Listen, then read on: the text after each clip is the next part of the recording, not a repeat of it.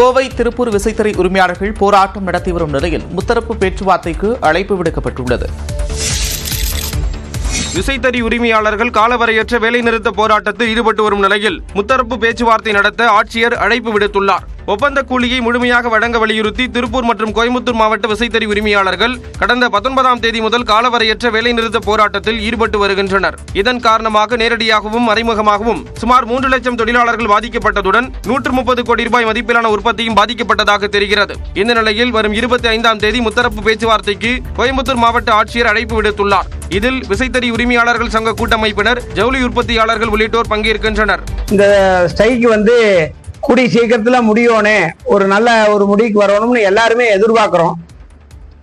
Collector Kovai மாவட்ட collector வர செவ்வாய்க்கிழமை அன்னைக்கு அழைச்சிருக்கிறாரு.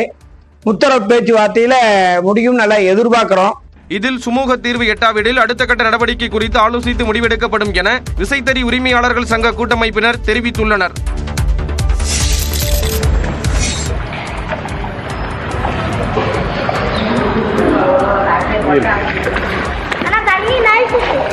தூத்துக்குடியில் அரசு மருத்துவக் கல்லூரி மருத்துவமனையை வெள்ளம் சூழ்ந்ததால் நோயாளிகள் கடும் அவதிக்கு ஆளாகினர். தூத்துக்குடியில் சனிக்கிழமை அதிகாலையில் 2 மணி நேரத்திற்கு மேலாக கனமழை கொட்டி தீர்த்தது. பழைய மாநகராட்சி அலுவலகம் உள்ளிட்ட இடங்களில் தெருக்களில் தேங்கிய மழைநீரை மாநகராட்சி ஊழியர்கள் அகற்றினர்.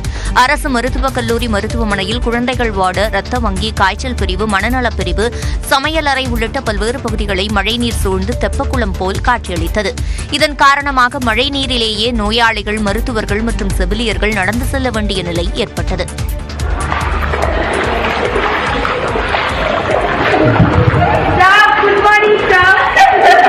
தூத்துக்குடியில் ஜார்ஜ் சாலையில் அமைந்துள்ள மாவட்ட விளையாட்டு மைதானம் வெள்ள நீரில் மூழ்கியது. இதனால் நடைபயிற்சி மேற்கொள்பவர்கள் மற்றும் விளையாட்டு வீரர்கள் பயிற்சி மேற்கொள்ள முடியாததால் ஏமாற்றமடைந்தனர்.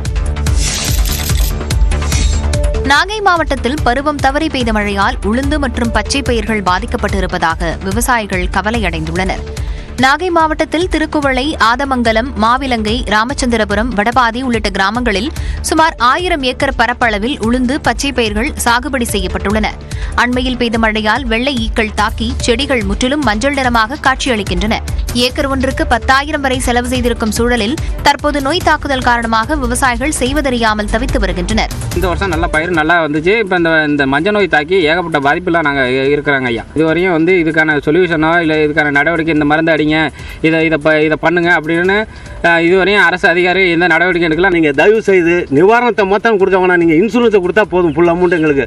ஏற்கனவே சம்பா சாகுபடியும் எதிர்பார்த்த அளவிற்கு கை கொடுக்காத சூழலில் தற்போது உளுந்து மற்றும் பச்சை பயிர் சாகுபடியும் பொய்த்து போனதால் விவசாயிகள் வேதனை அடைந்துள்ளனர். IPL திருவிழா இன்று கொல்கத்தாவில் தொடங்கும் நிலையில் மழை ரசிகர்களை அச்சுறுத்தி வருகிறது. கிரிக்கெட் ரசிகர்கள் மிகுந்த ஆவலுடன் எதிர்பார்த்து காத்திருந்த IPL தொடர் இன்று முதல் தொடங்க உள்ளது. முதல் போட்டியில் நடப்பு சாம்பியனான கொல்கத்தா நைட் ரைடர்ஸ் அணி ராயல் சேலஞ்சர்ஸ் பெங்களூருவை எதிர்த்து விளையாடுகிறது. இரு அணிகளுக்கு இடையிலான இந்த போட்டி கொல்கத்தாவின் ஈடன் கார்டன்ஸ் மைதானத்தில் இன்றிரவு 7:30 மணிக்கு நடைபெறுகிறது. இரு அணிகளுக்கும் புதிய கேப்டன்கள் என்பதால் போட்டியின் மீதான எதிர்பார்ப்பு அதிகரித்துள்ளது. ஈடன் கார்டன் மைதானத்தில் முதல் போட்டிக்கு முன்பு சினிமா நட்சத்திரங்கள் திஷா பதானி, ஸ்ரேயா கோஷல் உள்ளிட்டோரின் பிரம்மாண்டமான கலை நிகழ்ச்சியும் நடைபெறவுள்ளது. போட்டி மற்றும் கலை நிகழ்ச்சிகளுக்காக ரசிகர்கள் ஆவலாக காத்திருக்க கொல்கத்தா நகரில் கடந்த சில நாட்களாகவே மழை பெய்து வரும் நிலையில் இன்றும் ஆரஞ்ச் அலர்ட் விடுக்கப்பட்டுள்ளதால் போட்டி திட்டமிட்டபடி நடைபெறுமா என்ற கேள்வி எழுந்துள்ளது. நேற்று இடைவிடாமல் மழை பெய்ததால் வீரர்கள் பயிற்சியிலும் ஈடுபடவில்லை. போட்டி தொடங்கும் நேரமான இரவு 7:30 மணிக்கு 45% மழை பெய்வதற்கான வாய்ப்பும், இரண்டாவது இன்னிங்ஸின் போது 65% மழை பெய்வதற்கான வாய்ப்பும் இருப்பதாக கணிக்கப்பட்டுள்ளது.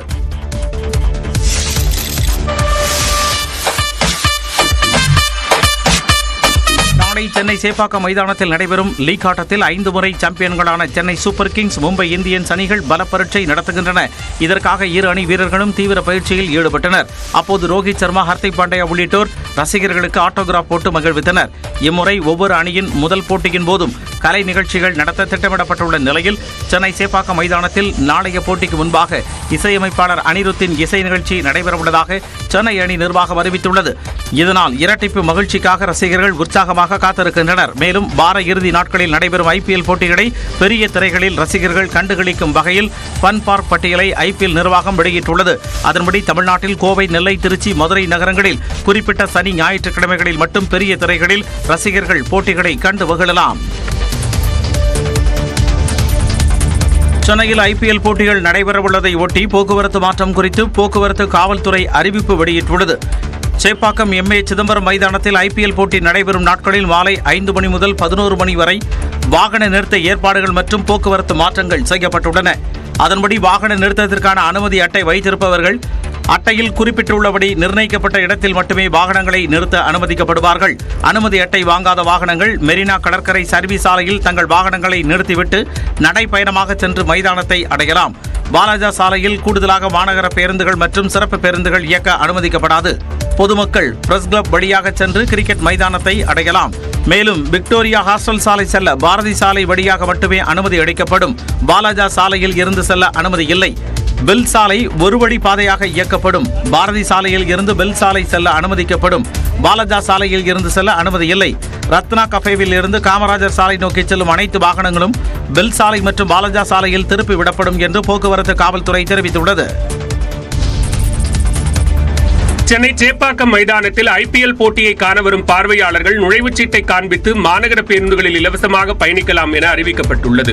மாநகர போக்குவரத்து கழக மேலாண் இயக்குநர் வெளியிட்டுள்ள அறிக்கையில் சேப்பாக்கத்தில் நடைபெறும் IPL போட்டியை காண சிறப்பு பேருந்துகள் இயக்க ஏற்பாடு செய்யப்பட்டுள்ளதாக தெரிவித்துள்ளது. குளிர்சாதன பேருந்துகளை தவிர்த்து போட்டி நடைபெறும் நேரத்திற்கு 3 மணி நேரம் முன்பாகவும் பின்பாகவும் மாநகர பேருந்துகளில் கட்டணமின்றி பயணிக்க அனுமதிக்கப்படுவார்கள் என்றும் தெரிவிக்கப்பட்டுள்ளது. போட்டி முடிந்த பின்பு பார்வையாளர்கள் தங்களது இருப்பிடம் செல்ல ஏதுவாக அண்ணா சதுக்கம், சென்னை பல்கலைக்கழகம், ஓமந்தூரார் மருத்துவமனை உள்ளிட்ட இடங்களிலிருந்து சிறப்பு பேருந்துகளை இயக்கிட ஏற்பாடுகள் செய்யப்பட்டுள்ளதாகவும் தெரிவித்துள்ளது. மேலும் அண்ணா சாலையில் உள்ள அண்ணா சிலை முதல் சேப்பாக்கம் கிரிக்கெட் மைதானம் வரை மினி பேருந்துகள் இயக்க இருப்பதாகவும் மேலாண் இயக்குநர் தமது அறிக்கையில் தெரிவித்துள்ளார். இதேபோன்று IPL கிரிக்கெட் போட்டியை காண செல்லும் ரசிகர்கள் தங்களது டிக்கெட்டை பயன்படுத்தி மெட்ரோ ரயிலில் இலவசமாக பயணிக்கலாம் என சென்னை மெட்ரோ ரயில் நிறுவனம் அறிவித்துள்ளது. சென்னை சூப்பர் கிங்ஸ் நிறுவனத்துடன் இணைந்து மாநகர போக்குவரத்து கழகமும் மெட்ரோ நிர்வாகமும் இந்த ஏற்பாட்டை செய்துள்ளது. 20 ஓவர் உலகக்கோப்பை அணியில் இடம்பெறும் வகையில் இந்திய அணி வீரர்கள் நடப்பு IPL தொடரில் திறமையை வெளிப்படுத்துவார்கள் என்பதால் IPL போட்டி மீதான எதிர்பார்ப்பு அதிகரித்துள்ளது. இந்திய கிரிக்கெட் அணி வீரர்கள் டெஸ்ட் போட்டியிலேயே 20 ஓவர் போட்டியை போன்று அதிரடியாக விளையாடுவதாக விமர்சனங்கள் எழுந்து வரும் நிலையில் 20 ஓவர் போட்டிக்கான வீரர்களை தேர்வு செய்வதில் தேர்வுக்குழுவிற்கு நெருக்கடி ஏற்பட்டுள்ளது. இதனால் நடப்பு IPL கிரிக்கெட் போட்டியில் வீரர்களின் செயல்பாடுகளை பொறுத்து 20 ஓவர் கிரிக்கெட் போட்டிக்கு வீரர்களை தேர்வு செய்ய தேர்வுக்குழு திட்டமிட்டுள்ளது. டெஸ்ட் போட்டியில் விக்கெட் கீப்பிங்கில் ரிஷப் பந்திற்கு முக்கியத்துவம் கொடுக்கப்பட்டு வரும் நிலையில் சஞ்சு சாம்சனுக்கு பதிலாக 20 ஓவர் உலகக்கோப்பை போட்டியில் ரிஷப் பந்த் இடம்பெற வேண்டும் என்றால் நடப்பு IPL போட்டியில் அவர் சிறப்பாக விளையாட வேண்டிய நெருக்கடிக்கு ஆளாகியுள்ளார். இதேபோன்று ரோஹித் சர்மா, விராட் கோலிக்கு மாற்று வீரர்களாக கருதப்படும் ஜெய்ஷ்வால், சுப்மன் கில் ஆகியோரும் தங்களது திறமையை வெளிப்படுத்த வேண்டிய நிலையில் உள்ளனர். வேகப்பந்து வீச்சில் பும்ரா, ஹர்ஷ்தீப் சிங் ஆகியோருக்கு முன்னுரிமை அளிக்கப்பட்டு வரும் நிலையில் பும்ரா காயம் காரணமாக அவதிப்பட்டு வருவதால் அவருக்கு மாற்று வீரராக இடம்பெற மயங்க் யாதவும் திறமையை வெளிப்படுத்த வேண்டிய நிலைக்கு தள்ளப்பட்டுள்ளார். டெஸ்ட் சாம்பியன்ஷிப் தொடரில் இந்திய அணி பின்னடைவை சந்தித்த நிலையில் 20 ஓவர் உலகக்கோப்பைக்காக பலம் வாய்ந்த இளம் அணியை கட்டமைக்க தலைமை பேச்சாளர் கம்பீர் அதிக கவனம் செலுத்துவார் என்றும் கூறப்படுகிறது.